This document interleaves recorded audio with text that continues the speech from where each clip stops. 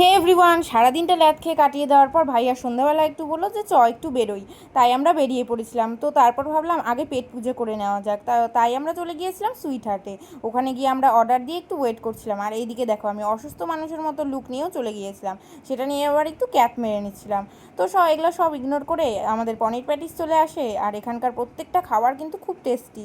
তো তারপর আমরা চকলেট পেস্ট্রিও নিয়েছিলাম। তো ওখানে খাওয়া দাওয়া করে আমরা বাড়ি যাচ্ছিলাম। আর দেখো, আমাদের মণ্ডপে কিন্তু পুজো প্রস্তুতি শুরু হয়ে গেছে। তো সেদিন ছিল গণেশ চতুর্থী, তাই আমাদের এখানে পুজো হয়। আর আমরা তাই ভাবলাম ঠাকুরটাও দেখে আসি। আর এখানকার ঠাকুরটা কিন্তু অসম্ভব সুন্দর হয়েছে। তো তারপর ওখান থেকে বাড়ি যাওয়ার ইচ্ছা না করলে আমরা একটু ঘুরতে যাই। আর এদিকে দেখো, ট্রেনটা কি সুন্দর লাগছে না দেখতে, সামনের থেকে আরও বেশি ভালো লাগছিল দেখতে। তো তারপর আবার ওই দিক দিয়েই বাড়ি চলে আসি। তো ভাইয়া আবার ওর বাড়িতে নিয়ে যায় আমাকে। আর ওখানে গিয়ে ভাগ্নু জ্যাঠাইয়ের সাথে সাইকেলে ঘুরবে, তাই বললাম চলো আমাদের বাড়িতে। তাই নিয়ে গিয়েছিলাম ওকে আমাদের বাড়িতে। আর এদিকে দেখো, পুষিকে দেখে ও কিন্তু ভয়ও পাচ্ছিল, আবার যেতেও চাচ্ছিল। তো যেহেতু সামনে বসেছিল, তাই ভাগ্নু আমার কোলে এসে বসে পুষিকেই দেখছিল।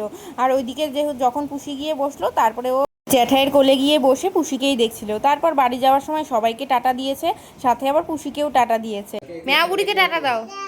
বাই, দেখা হচ্ছে পরের মিনি ভ্লগে।